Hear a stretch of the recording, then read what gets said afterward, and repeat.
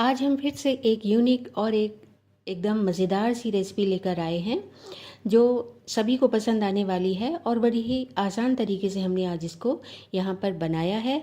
ख़ास बात यह है कि इसे बनाकर आप महीने भर के लिए स्टोर करके भी रख सकते हैं। तो आज चलिए हम ये रेसिपी देखते हैं। तो आज हमने यहाँ पर मूंग दाल को, छिलका वाली जो मूंग दाल होती है, उसको पहले से भिगोकर रख दिया था लगभग 3 से 4 घंटे पहले। और इसको हम इस तरह से साफ़ कर लेंगे धुलकर और इसको सूखने के लिए स्ट्रेनर में रख दिया है। अब एक कढ़ाई में हमने लिया है तेल, थोड़ा सा, लगभग 4 चम्मच, और उसमें डाला है 1 चम्मच जीरा, 1 चम्मच कुटा हुआ धनिया और डाली है हमने सौंफ भी कुटी हुई है। अब इनको हम अच्छी तरह से भून जाने देते हैं। जब ये मसाले अच्छे से भून जाएंगे तब यहाँ पर हम इसमें डालेंगे आधा कटोरी बेसन। तो जितनी दाल थी उतना ही बेसन हमें यहाँ पर लेना है। आधी कटोरी मूंग की दाल को मैंने रात में भिगोया था और उसी के अकॉर्डिंग हमने आधा कटोरी बेसन भी यहाँ पर लिया है। अब इसको हमें एकदम धीमी आंच पर अच्छे से भून लेना है। और अगर तेल आपको कम लग रहा हो तो आप इसमें तेल और बढ़ा सकते हैं। लगभग इस तरह की कंसिस्टेंसी इसकी होनी चाहिए। तो मैंने बीच में तेल थोड़ा सा बढ़ा लिया था, लगभग 2 से 3 चम्मच तेल मैंने और ऐड किया था। अब यहाँ पर इसमें हम कुछ सूखे मसाले डालेंगे, जैसे कि आधा चम्मच हल्दी, आधा चम्मच कश्मीरी लाल मिर्च और 1 चम्मच भर के हमने पिसी लाल मिर्च भी ऐड की है। टेस्ट के अकॉर्डिंग आप अपने मसाले कम या ज़्यादा कर सकते हैं। और मैंने थोड़ी सी हींग को पानी में भिगो कर रखा था, उसको मैंने इसमें ऐड कर दिया है। उसी से देखिए जो बेसन है हमारा वो एकदम दानेदार हो गया है। हींग को आप भिगो कर डालेंगे तो इसमें अच्छी सी खुशबू आती है।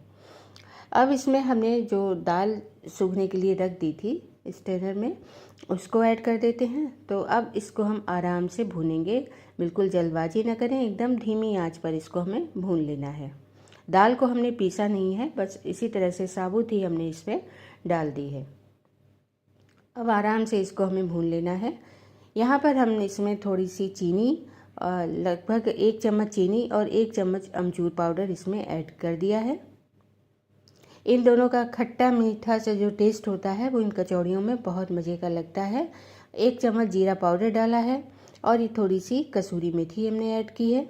इसमें हम हरा धनिया ऐड नहीं करेंगे, ना ही हरी मिर्च को ऐड करेंगे। अगर ये मसाले हम मतलब हरा धनिया या हरी मिर्च ऐड करते हैं तो फिर ये हमारी कचौड़ियों का मसाला ज़्यादा दिन नहीं चल पाएगा। अब इसमें हमने स्वादानुसार नमक भी ऐड कर दिया है। अब इसको हम अच्छी तरह से मिक्स कर लेते हैं और साथ में अभी फ्लेम को एकदम हमने लो पर रखा हुआ है। अब यहाँ पर हमारा मसाला पूरी तरह से भुन चुका है। अब इसको हम दूसरे बर्तन में निकाल लेते हैं और इसको ठंडा होने के लिए रख देते हैं। तो जब तक हमारा मसाला ये ठंडा हो रहा है तब तक हम कचौड़ी के लिए डो लगा लेते हैं। अब हमने यहाँ पर लगभग 300 ग्राम मैदा लिया है और उसमें हमने नमक डाल लिया है और लगभग 50 से 60 ml इसमें हम तेल या घी, जो भी आप डालना चाहें वो डाल दें। मैंने यहाँ पर तेल लिया है। तेल को हम यहाँ पर अच्छी तरह से मिक्स करेंगे। जो मतलब खस्ता कचौड़ी हमारी तभी बनेगी, तेल ज़्यादा डालने से मतलब नहीं है। मतलब ये होता है कि तेल को हम किस तरह से पूरी मैदा में मिक्स करते हैं। इस तरह से दोनों हाथों से मसल कर हमें इसमें ऐड कर लेना है। जब मैदा इस तरह से बंधने लगे आपस में तब समझिए कि हमारा डो एकदम रेडी है। अब इसको हम थोड़ा थोड़ा पानी करके इसको मिक्स कर लेते हैं और एक प्रॉपर डो की शेप इसको हम दे देते हैं। थोड़ा थोड़ा पानी ऐड करना है, बहुत सारा पानी एक साथ ना डालें। इसमें पानी अब ज़्यादा नहीं लगेगा, बस आधी कटोरी से भी कम लगेगा। और ख़ास बात यह है कि हमें इस डो को इस तरह से पटक के ही मसलना है। जितना ज़्यादा हम इसको पटक के मसलेंगे उतना ही ज़्यादा हमारा मतलब जो कचौड़ियाँ हैं वो उतनी ही ज़्यादा हमारी खस्ता बनेंगी। तो इस तरह से हमने पटक के इसको लगभग 20 से 25 बार मैंने इसको पटका है। अब इसको हम कवर करके रख देते हैं लगभग 10 मिनट के लिए। और तब तक जो दाल हमारी ठंडी हो चुकी है उसके हम छोटे छोटे से इस तरह से बॉल्स बना लेते हैं। जितनी बड़ी हमें कचौड़ी रखनी है उसी हिसाब से हम छोटा या बड़ा बॉल बना लेते हैं। यह देखिए हमारी थोड़ी सी दाल बच भी गई है। इस दाल को भी हम फ्रिज में रख देंगे तो ये आगे काम आएगी।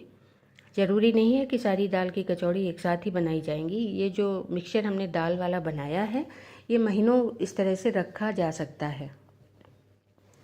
अब हम आटे को हल्का सा मसल लेते हैं और फिर इसकी हम लोई बनाते हैं। इस तरह से हमने इस तरह से लंबा लंबा कर लिया है और फिर चाकू की हेल्प से हम इसकी लोई काट लेंगे तो एक साथ लोई एक साइज़ की कट जाएंगी। इस तरह से हमें काट लेनी है। आटा एकदम सॉफ्ट है, बहुत टाइट नहीं रखना है, न तो बहुत ही पतला और ना ही बहुत टाइट, एकदम मीडियम रेंज का आटा हमारा डो लगा है। अब देखिए जो आटा है और जो आटे की गोली एक हमने बनाई है और एक दाल की गोली है तो इतना डिफरेंस रहना चाहिए, बहुत ज़्यादा नहीं, डबल का अंतर नहीं है, बस 19-20 का फ़र्क है मैदा की बॉल में और दाल वाली बॉल में।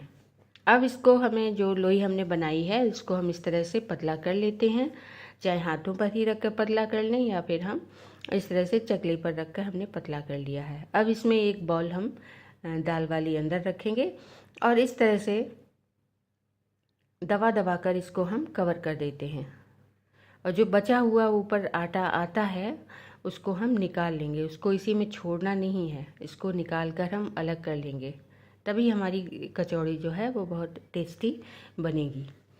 अब यहाँ पर इसको हमें बेलना नहीं है, बस इस तरह से हथेली की हेल्प से हमें इसको पतला कर लेना है। बीच में बस हमें दबाना है, किनारों को बिल्कुल भी टच नहीं करना है, वो जैसे हैं वैसे ही बने रहने देते हैं। बस दाल को हमें इसमें जहाँ पे दाल हमने भरी है बस वो जगह हमें फ्लैट कर लेनी है। अब तेल हमारा एकदम हल्का गुनगुना होना चाहिए, बहुत गर्म नहीं होना चाहिए, एकदम हल्के गर्म तेल में हमें इसको डालना है और बाद में हमें थोड़ा सा मीडियम फ्लेम कर लेनी है। मतलब ये नहीं कि हल्का तेल गरम है तो उसी फ्लेम पर हमें बराबर सेकनी है, ऐसा नहीं है।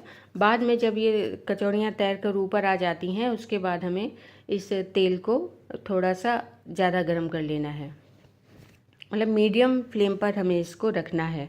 हाई तो कभी भी नहीं करना है, बिल्कुल भी नहीं करना है, बस लो टू मीडियम हमें इसको बनाना है। इस समय तो एकदम लो फ्लेम है, बस इसको इसी तरह से हमें छोड़ देना है। ये जब 5 मिनट के अंदर ये इस तरह से ऊपर आ जाती हैं अपने आप, देखिए तैर कर ऊपर आ गई हैं और एकदम फूलने लगी हैं, कितना बढ़िया देखने में लग रहा है ये। बस इसी तरह से हमें इसको गोल्डन होने तक तल लेना है। फ्लेम को बाद में हमें मीडियम ले आना है और बस हमारी फटाफट से लगभग 10 मिनट लगे होंगे एक बैच को सिकने में। और एक साथ हमने इसमें कई सारी डाली हैं तो कोई बिल्कुल भी ज़्यादा टाइम नहीं लगता है।